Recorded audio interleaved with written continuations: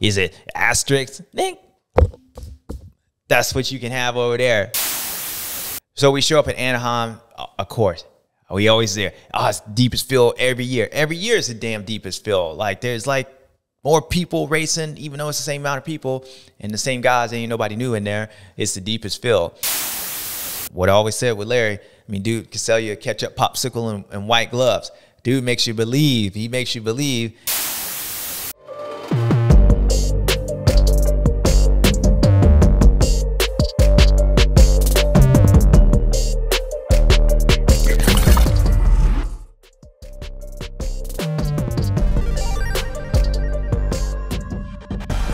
What's up, guys? You know who it is. It's your boy JS7. And you know where we at? We at the Rewind Show, round 17, the last race of the year in Salt Lake City, which you saw your boy on TV. I mean, look, it's some brotherly love, but I expect some hate tonight. I want to see these brothers get into it. All right, look, people.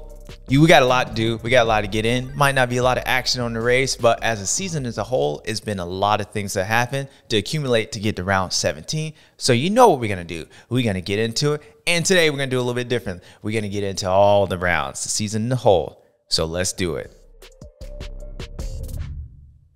Salt Lake City, first off, shout out to all the fans out there. They were deep.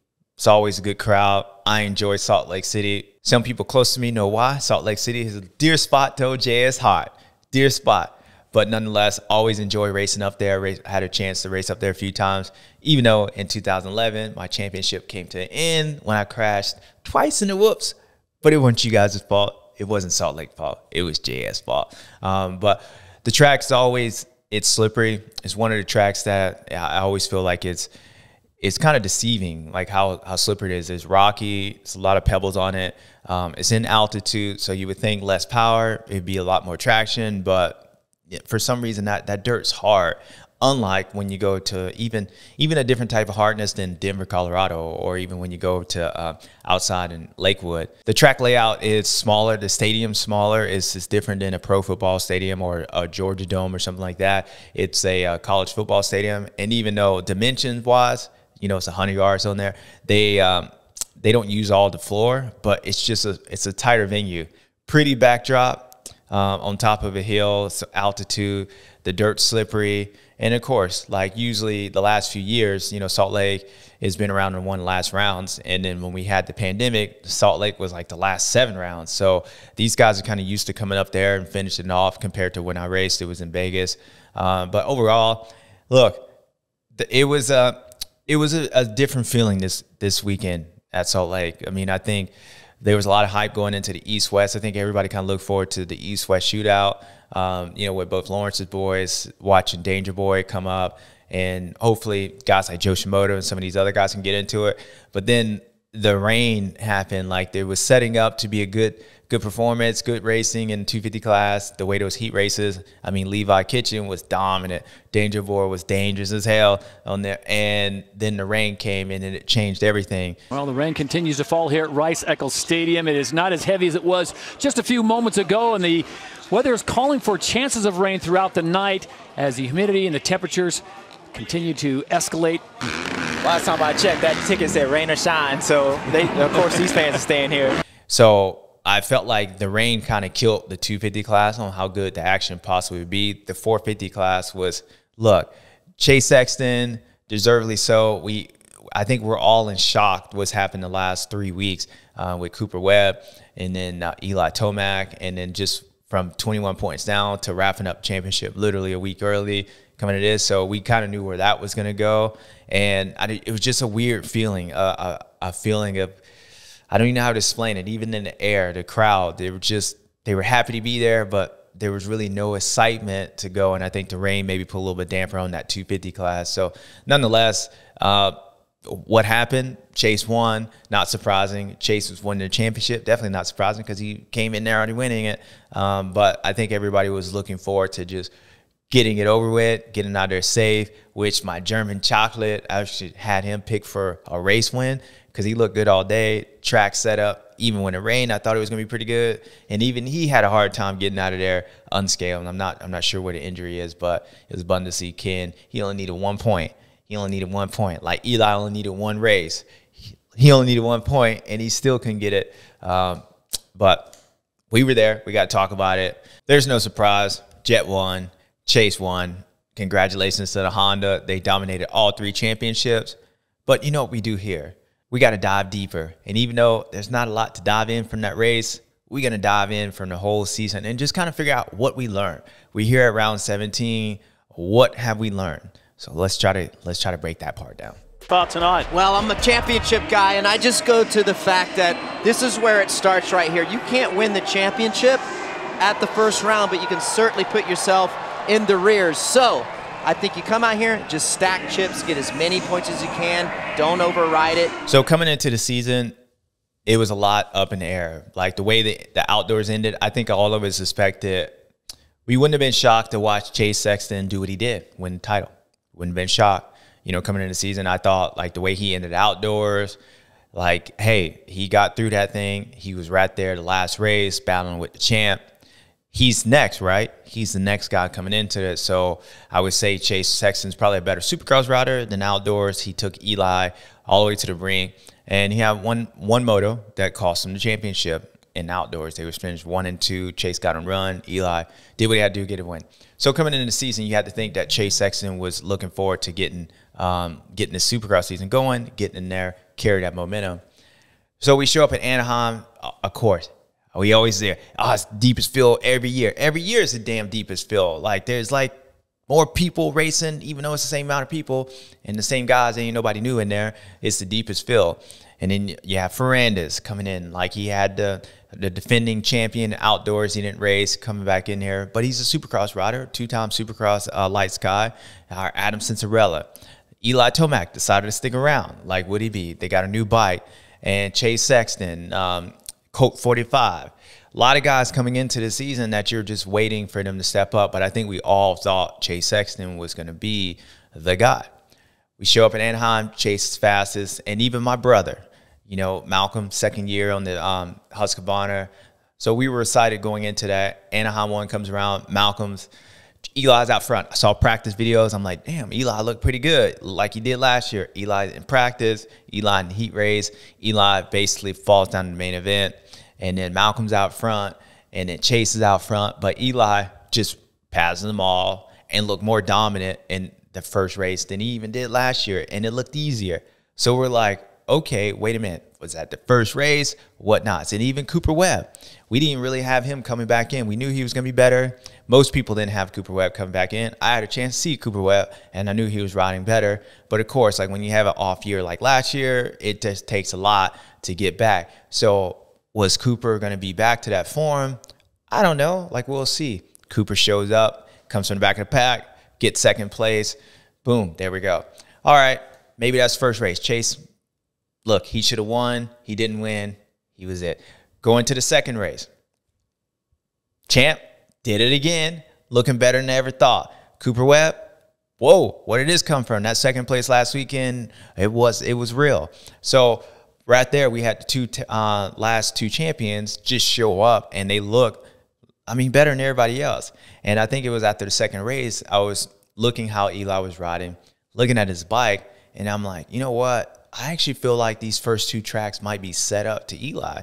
Like looking down how quickly the Yamaha, because when we watched at Anaheim 1 and even in practice, what I noticed with Eli was how nimble the bike was. You know, he was almost jumping the thing as a BMX. It was different than last year. Last year, it just looked like the bike was stable. Well, this year, it looked like he could turn it and, you know, just flicking around and just look comfortable on it. Well, the way that first track was in Anaheim 1, it was set up that way with the ruts. And, of course, when you're watching that, you're not really thinking about that. And then the second race with all those 90s and switchbacks, it made sense why he looked as good as he was, because the bike was set up for that. So I mentioned that. Chase was still hitting the ground. Malcolm hit the ground. So I'm like kind of confused. Chase Sexton went through all this outdoor season and didn't make this many mistakes. And then he shows up at the first 2 races where the pressure's on him. He's supposed to be the guy, and he's falling over. He's doing the same thing that he was doing like previous. So with San Diego, you know, you had Eli. The bike set up. He looked just as good. And I almost feel like it was different. It was different than last year. It was different. Like he just looked more at ease, It just kind of like whatever. I think last year going to Star Racing, I think there was a little bit of pressure on him to succeed, and the bike was different. It looked different, and I almost felt like those first two races, Eli looked more comfortable and better, and I started breaking it down. Hey, look, the bike works pretty good in those switch facts. It was good to see Cooper Webb, and I already knew once that second place happened at Anaheim, he was going to be back, and it showed again at San Diego. And I know Cooper, he was still lacking the same thing that he's always had, the speed, but he was mentally tough. So I knew those guys just allowing him to be up there. He was going to be in it for the championship hunt because he really doesn't get hurt, right? He doesn't get hurt. We'll get back to that a little bit later. Same thing with Eli. Once they kind of get rolling, and the way Eli looked, they don't make mistakes, right? They don't make mistakes. You ain't going to see Eli hit the ground. He went through the outdoors, and every time he had to do it, he just did it. And then you had Mookie Fever. Malcolm was coming in, and that heat race that he had at San Diego, it was the first time I seen Malcolm, like, go past those guys, because I watched him at Anaheim, and the fact that he was leading was not surprising. The fact that he ended up going down in the lead, like, was not surprising as well, because I just know that pressure of, like, trying to get to that point, he was still, like, growing and getting there. He had the speed. But I was pumped to watch Malcolm because he was leading that race, and it looked like he was super tight, uncomfortable, but he was actually pulling away from those guys, and I could tell as a racer, he wasn't in the zone. But damn, he showed up in that heat race, and he just owned those guys. So I was excited to watch him progress as well, because I think that heat race was going to change his whole season. Like, he was starting to trend in the right direction because, one, he didn't get second place. He wanted to win on there, and he actually felt like he believed he could win, and he went out and did it. He got past German Chocolate, and so I was excited to see that. Then he goes down in the main event. But looking forward to Anaheim 3, you got two-time champions up there at 1 and 2. What is Chase doing? Like, is this the way things going to be? Is he going to keep hitting the ground? I look at it like, he was quiet all off season. Everybody said he was good. And usually when guys are quiet, you just one or two things. Either they hurt or they feeling good. Well, knowing a little insight, I knew Chase was feeling good. So, look, first two races, his standard, he sucked, right? He sucked. He didn't finish off the podium at all, outdoors pretty much. And he comes in there and boom. But it's the first two races. Triple Crown. And I felt like the Triple Crown, it was Chase Sexton moment, because at that point, my brother was hurt. It was Chase Sexton's moment to either show up or basically his season is going to be written off, because it is a Triple Crown. He is known to speed, and I feel like he's allowing Cooper Webb to get into this and Eli Tomac to just continue the season the way it was. What is Chase going to do? Well, Chase comes out and wins, right? But then it was like the Chase Sexton deal. Like, he would win, fall, and then win again. So the Triple Crown, you're like, okay, he won, and I know it's going to help himself, but like, what is it really going to do? Like, is that really anything going to change? And the bigger factor, it was like, what happened to Eli? Eli was feeling his lung. Like, Eli got, like, hyped. Like, he was like, damn, I just waxed these dudes first two races. Pretty easy. Pretty easy. I opened up another diaper factory. Pretty easy. That's what I just do.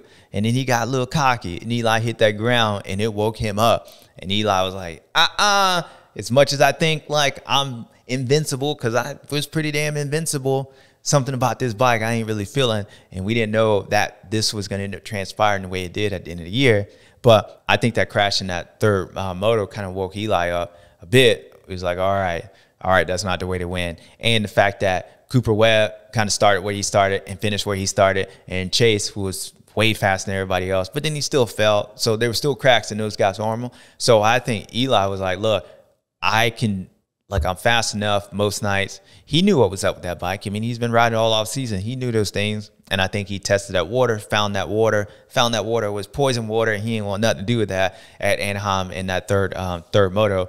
And he decided from that point that he was not going to do that again. He was going to be here to be in it, to win it at the whole season, because he knew nothing's changed with these guys. Chase Sexton's still fast. Chase Sexton's still going to hit the ground. Cooper Webb is still Cooper Webb, but I still got speed on him. So Eli at that point, I believe, decided he wasn't going to override the bike, and he never did the rest of the year. So we get through the first three races. We get to Houston. And just follow me, people. We ain't going to break it down all the way, but follow me.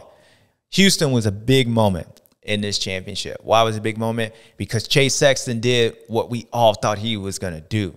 right? He showed up and he was way faster than everyone. Like way faster. Hold on. You want me to show how fast he was? Here's Chase. Here's everybody else.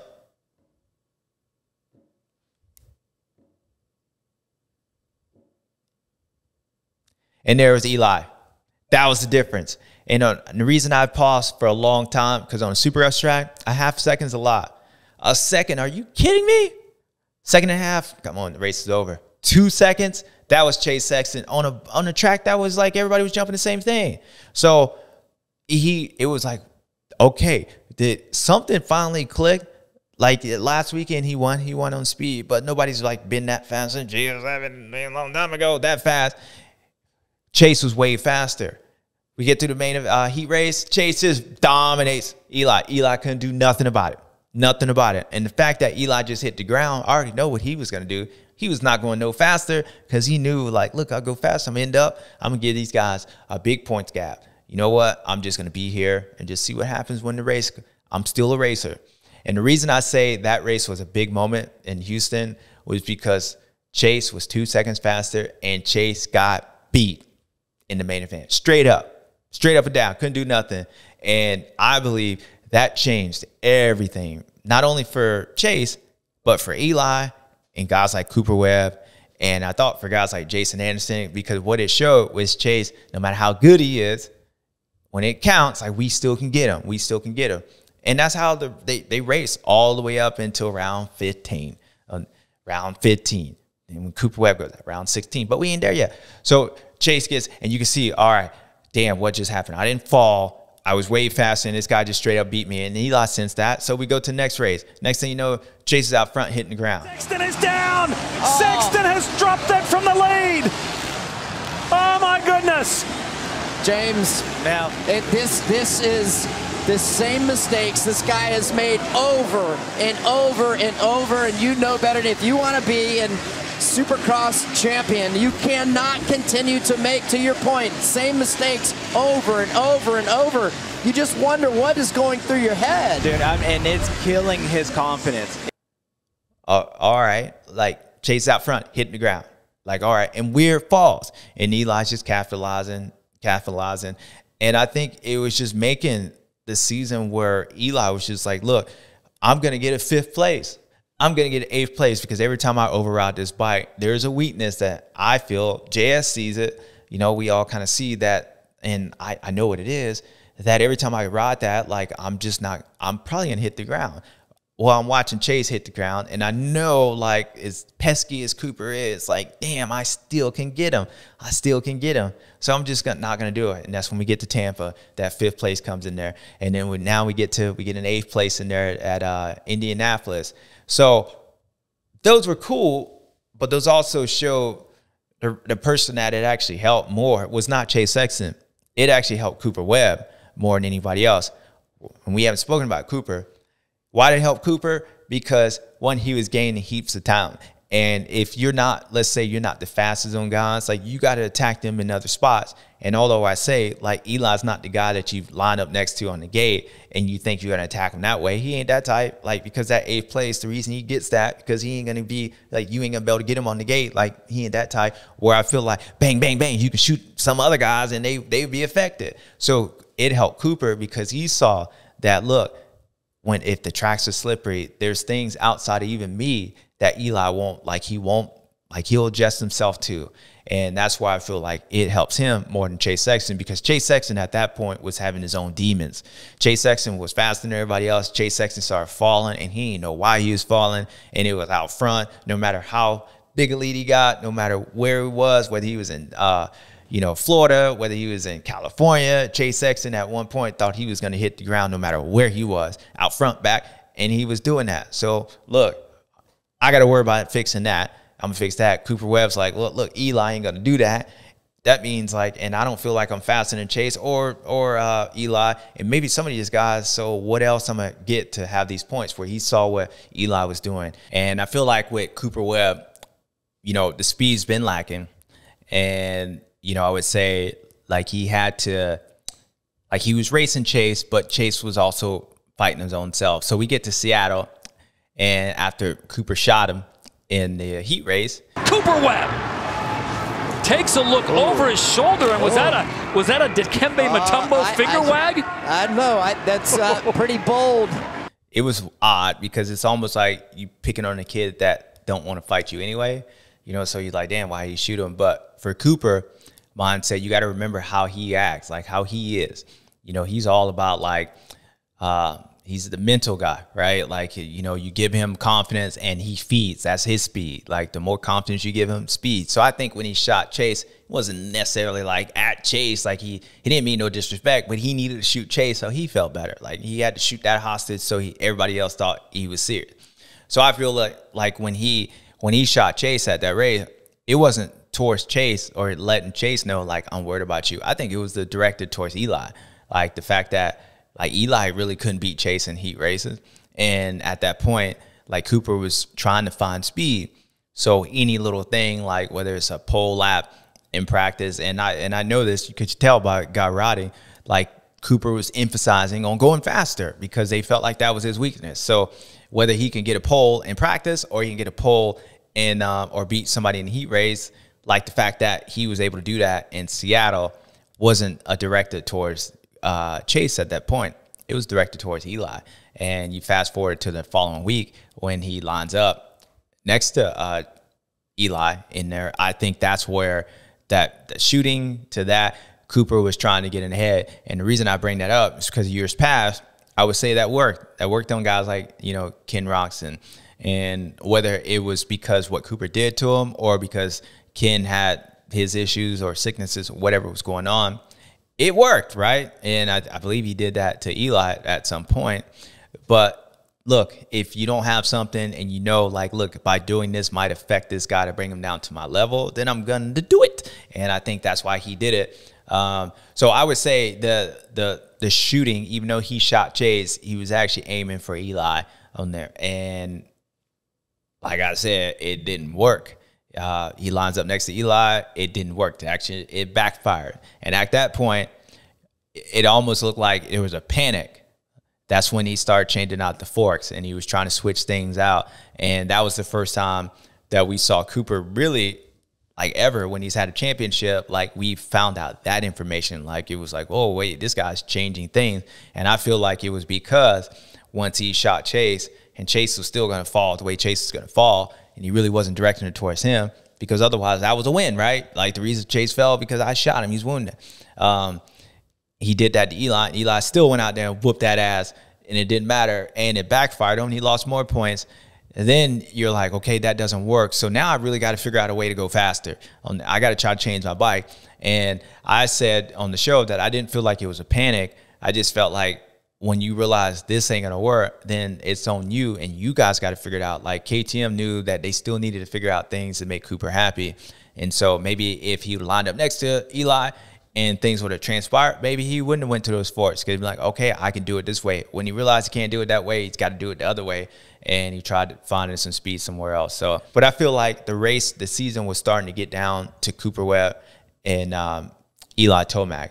And the reason I was saying, even though Chase was right there, it was between those two, because I didn't feel like at any point that Chase actually figured out what Chase was trying to figure out. I don't think he figured out, like, why am I falling on there? Like, I don't think he sensed that when the pressure gets on me, like, how do I ride?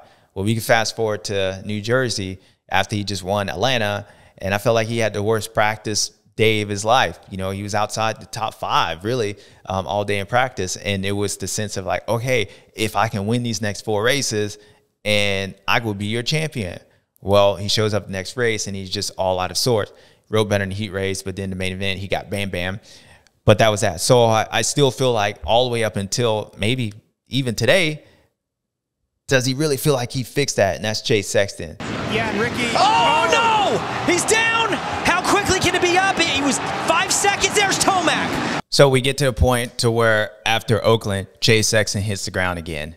And at Houston, it was a different one. Like, I feel like if he was able to win Houston, the way he was so much faster, I don't know if he would have failed like as many times. Like, well, he probably would have failed because we broke down the technique and stuff. But I just don't think there would have been as much pressure on him to to like have some kind of performance, right? Like if you're way faster than somebody and that guy just beats you straight up, then every time like you're out front until you actually do it, you win the main event. You just never, like it's never over. No matter how many times you're 2 seconds faster than the guy in the heat race, no matter how many times you beat him in the heat race, until you beat him in the main event, it's not over. And at that point, Chase wasn't falling out front. So we didn't even get to that. And then you get to the Tampa race and then the Oakland race where he's hitting the ground, and then it changes momentum. And I feel like that kind of changed at Houston at round 3. So then at that point, you start seeing Chase. He was riding different. Like we get to Arlington, and it's that Triple Crown. And this is where I knew stuff was different, because if you look how Chase rode at the Anaheim, he had speed. He was faster than everybody. Well, Arlington, I don't think he was necessarily fastest. It looked like he was just trying to almost take like Eli's approach. And then when he tried to go fast, he ended up watching for the tire going in, front end going into the corner right before the tunnel jump. And then you're like, okay, here we go again. Like, all right, there it is. He has a chance. If he beats Eli, he's going to win this thing. He beats Cooper because they were all within like 1 point. So it's kind of like whoever beat each other was going to win. And then what happens? You let that little pesky little Cooper Webb comes up, and he gets that victory. And it changed his deal because, one, he's not as good on Triple Crown. Why? Because it's a speed game. It's a speed game. Even though, like, I almost feel like the Triple Crown, like that third race, plays into Cooper's favor because, boy, it began tired out there. A lot of races, a lot of laps, especially on these short lap times. But there was just a mental battle, and one of the biggest mental things, we saw what happened to Eli. Eli lands off that bridge, Eli slides out, and Eli disappears. Like he just has a 4th and a 6th. And even though he fell, we were always like, all right, there's something up. And then you just keep fast forward, and you saw what was transpiring with Eli. And then we get to the middle part of the season. All right, Chase is trying to stay up. Chase trying to figure this thing out. You know, Chase is like, look, I got enough speed in the bank that I just need to stay up. And then we get to Daytona. Chase is like, he's good, and then he's looking at the ant on this thing, and then he just almost gets landed on, and then he takes out Barsha. But the bigger thing is like at that point, you saw Cooper Webb. He was building that momentum up from winning that Arlington race and then also winning Tampa. He's feeling good. And then Eli is dominant. We just had like an off performance last weekend at Dallas. Look, Daytona, this is my house. And I knew from practice something was up with this dude. Something was up. The way he was in between those rhythm sections, like the bike, he was shy. He was a little shy. You saw it first happen in Oakland. At Oakland, he was in practice. He was struggling, and he won the main event at Oakland. But you also remember, like, Chase was gone. Chase was gone, and he slid out. He almost got caught by Cooper at the end of the race. But, okay, whatever. And then Tampa, that was just a strange 5th place for Eli. And my point is, he was starting to have some of these moments that, like, was chinks in his armor that you didn't see at all last year, where he just kind of disappears. So, you know, coming to Daytona, look, it's beast mode time. It's beast mode. And so watching him in practice, and then even the heat race, like, you're like, dude, there's a bigger picture.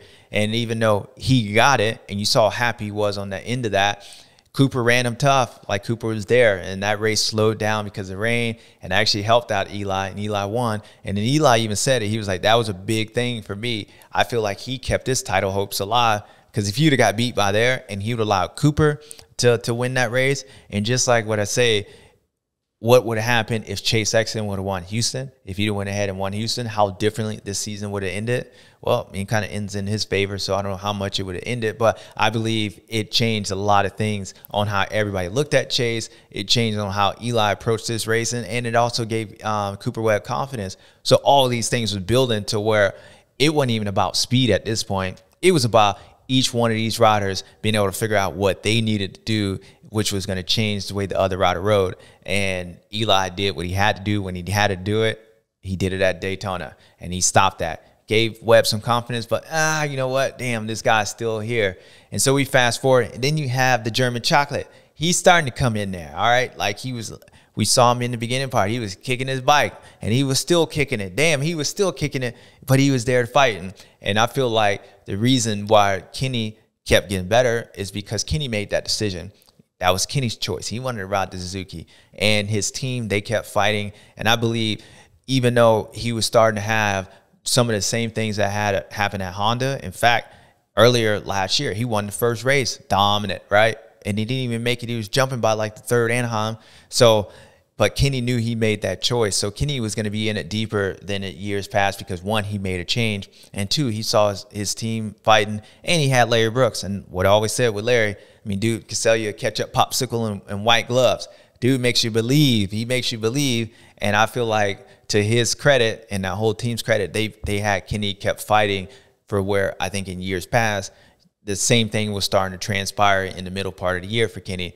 But he kept fighting, and he got him a victory at Indianapolis. That same victory where Chase went flying W in Indianapolis, which changed the way Eli rode in Indianapolis. Eli was coming up because he said, damn, Chase is out front. I'm struggling. I know I just won Daytona. But then he saw Chase on the side of the track, and then Cooper Webb was like, all right, I'm going to go beat him. But damn, Chase is on the side of the track. All right, I'm going to get the second point. Eli decided, look, I'm just going to hang back here and get like 8th or whatever. So all these things, everybody was being dictated off everybody.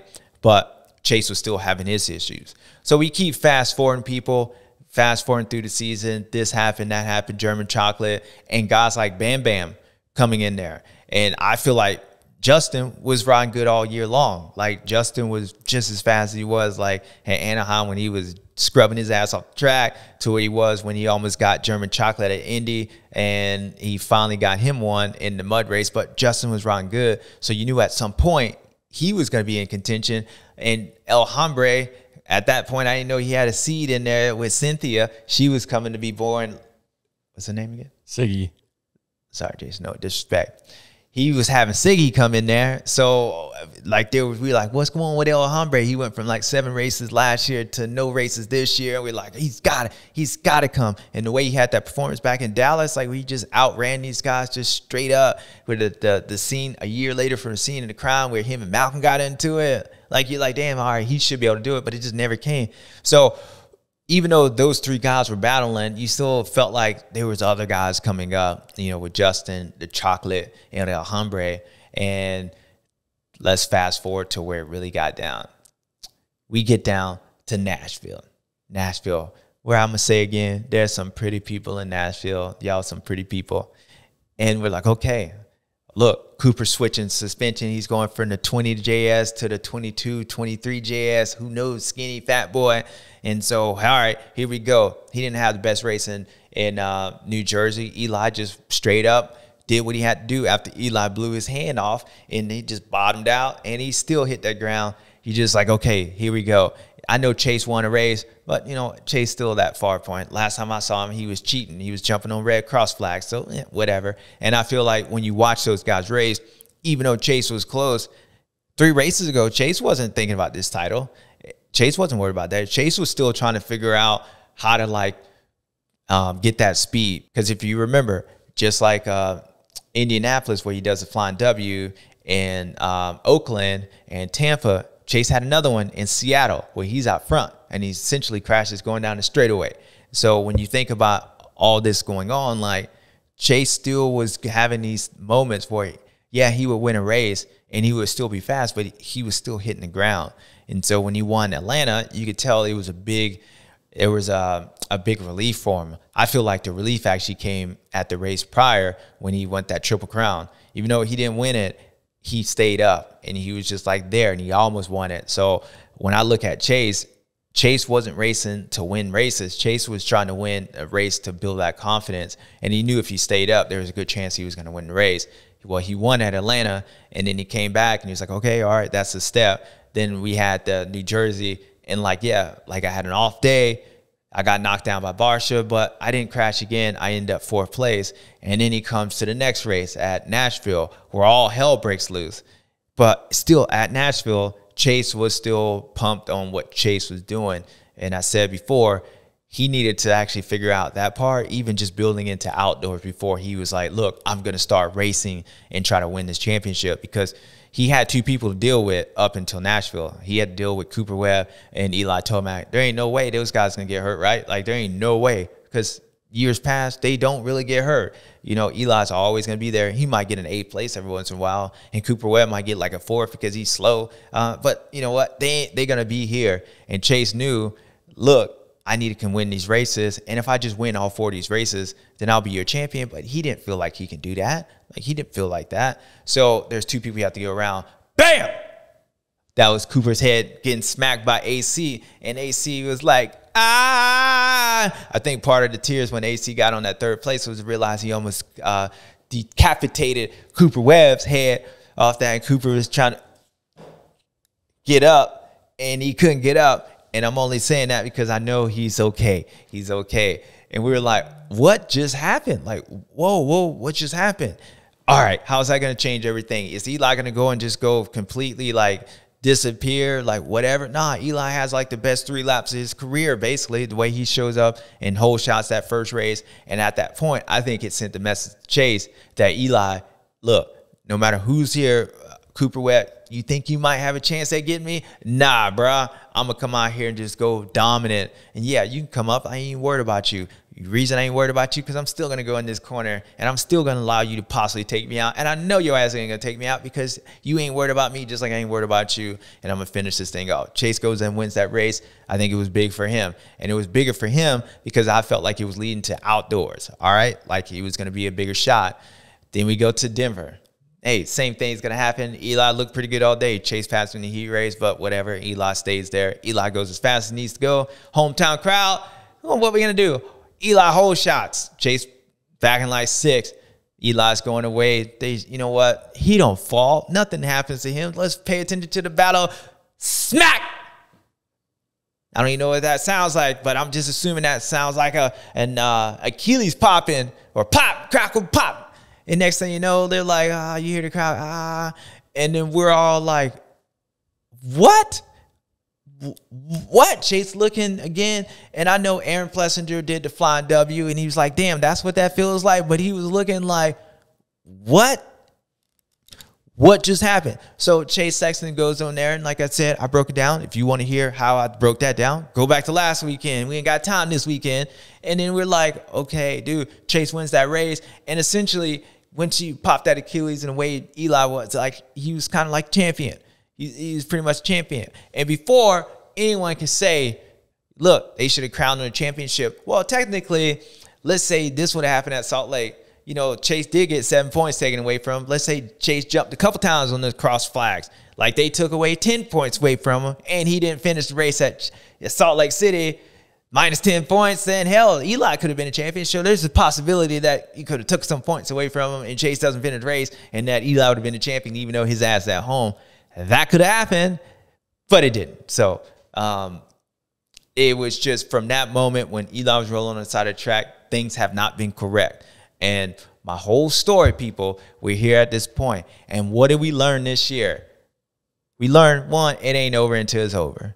We learned, look, dudes ain't even got to crash to actually get like knocked out of the race. We learned, damn, this is the first time I've ever seen somebody like really popping Achilles in that. Like, we learned, look, is that the last time we ever going to see Eli Tomac ever again? Like, he got JS ass and he got me by 1 point, which I don't even know how I feel about that. Like, he was so damn dominant and like it just happened and it was like over.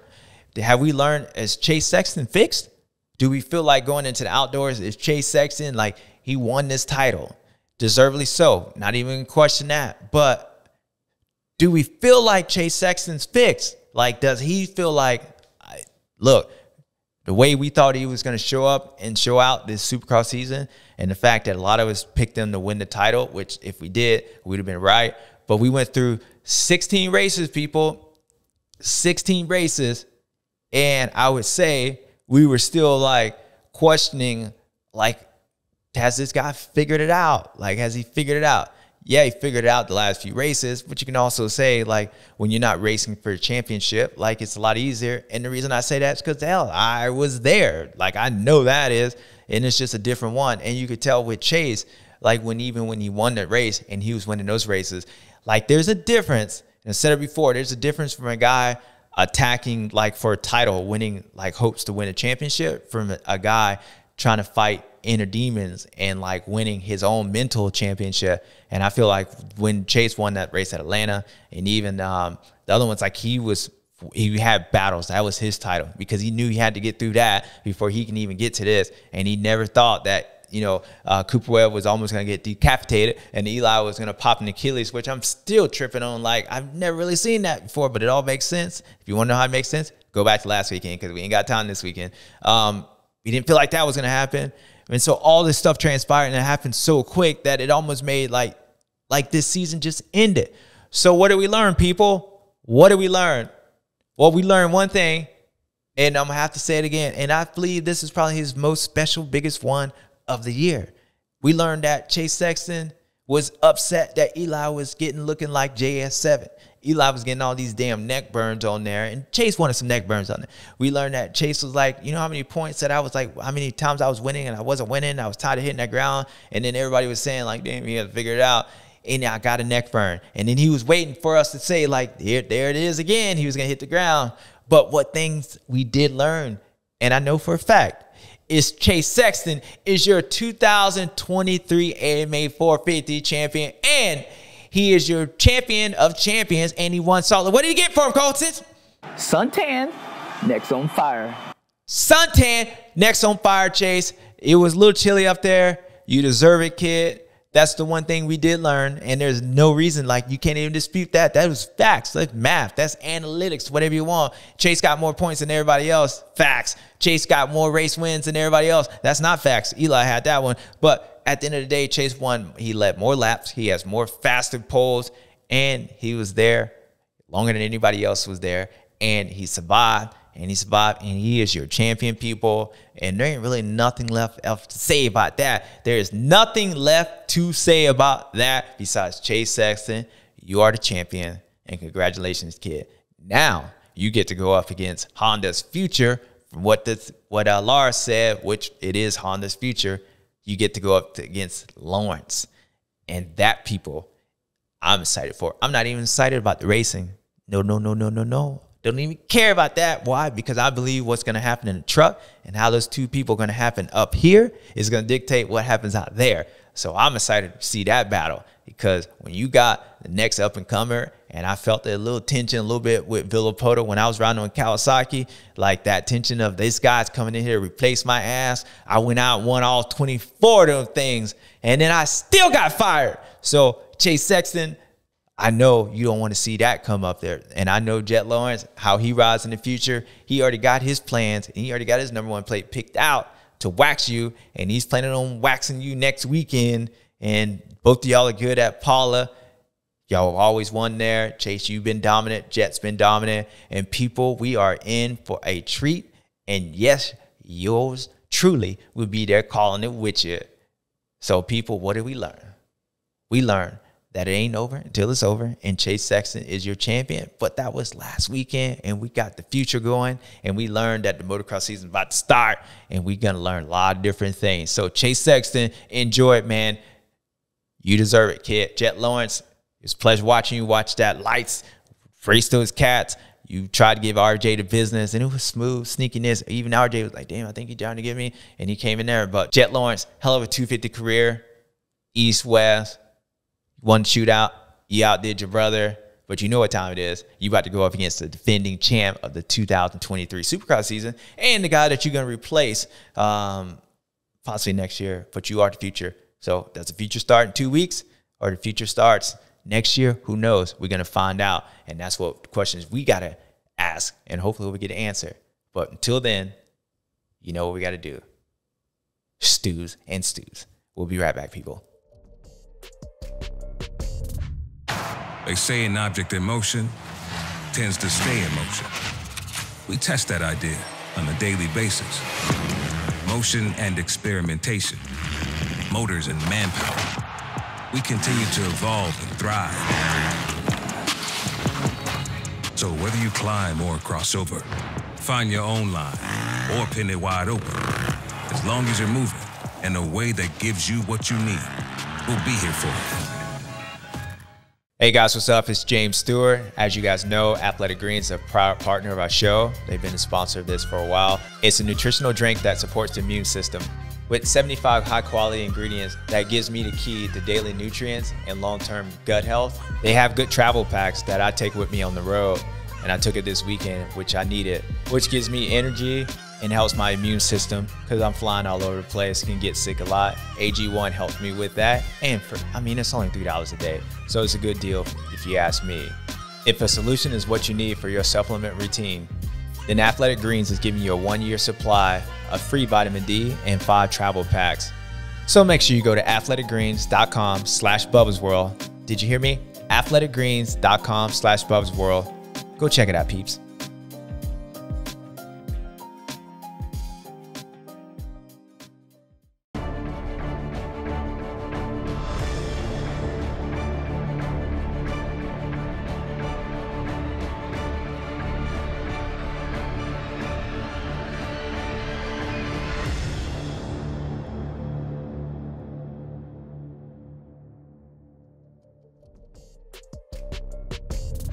All right, people, you know what time it is. My favorite time, your favorite time. I know it's going to be Mr. Chase Sexton, number 23, aka 1 for next year. Favorite times, Oakley's, Stewart, and Stewart are possibly confused. All right, people, you know what we do. There ain't no default in this because the guy won the race as well. So I almost feel like maybe we should give him a double stew or a third-degree stew. He's just going to get a stupendous stew. Why is he going to get that? Because, look, he was out, and then he was back. He was on the ground, then he wasn't. He was fast, then he was always kind of fast. He was out front, then he was getting knocked down, and then he was doubling, and then he was getting penalized. But at the end of the day, this guy was the strongest. He's survivalist, and he went from being 21 points down to wrapping it up a race early. I don't even know if that title is a stew, but that's the closest thing as stupendous as I could get. And Chase Sexton, you know where we're going. You are a stupendous stew, and we're going to hit it for you one more time. A championship. Hit it for him, Cole. Suntan, next on fire. So, Chase Sexton, you are the ultimate stew of the 450 class. Congratulations again, kid. Congratulations to all the Honda. I can go down the list, and I'll be naming down the list forever, but you guys know who y'all are. Lars, everybody else, and everybody else, and everybody else. Y'all just been dominant. Jett Lawrence, you won the East-West shootout. You smacked your brother. Actually, you actually went in on RJ.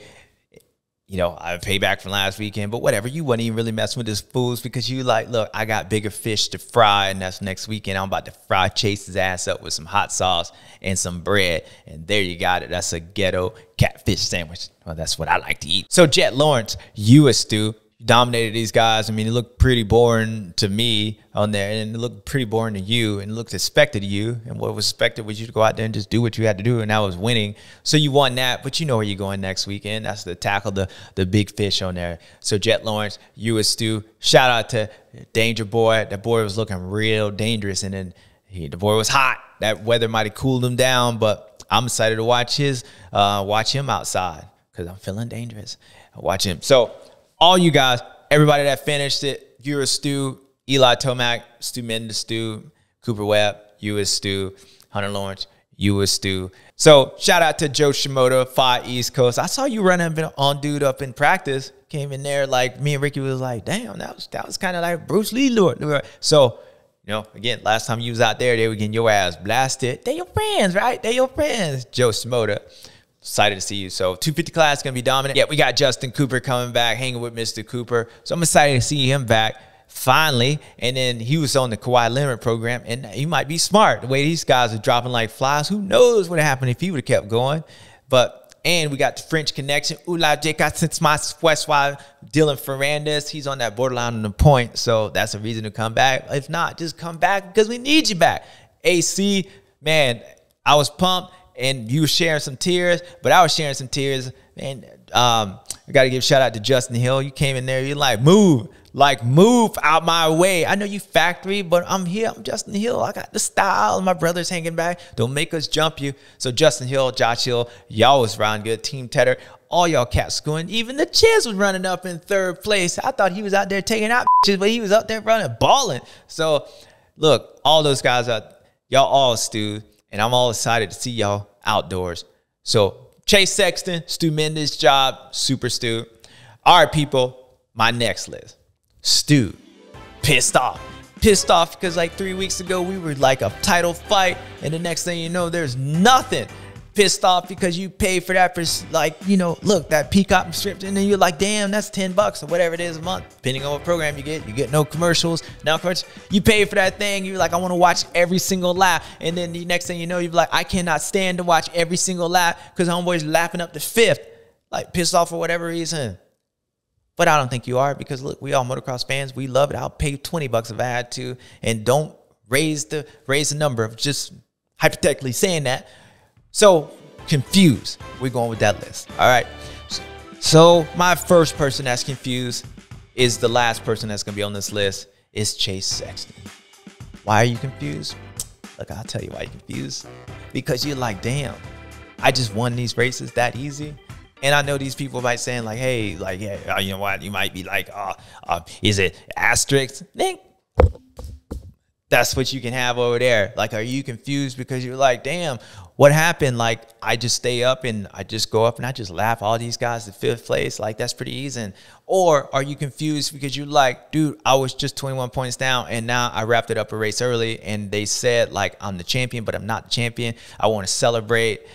Nah, you're not confused. You're confused because you were watching that Honda interview and you were like, damn, why is that dude the future when I'm like sitting here racing and I'm the guy? So this is confusing because look, last time I checked, like I was up on the up and up. Like I know Jett Lawrence, he won them 2 little championships. Oh, that's so pretty. That was so nice. But I did the same thing. I won my championship. I came in, y'all moved me up.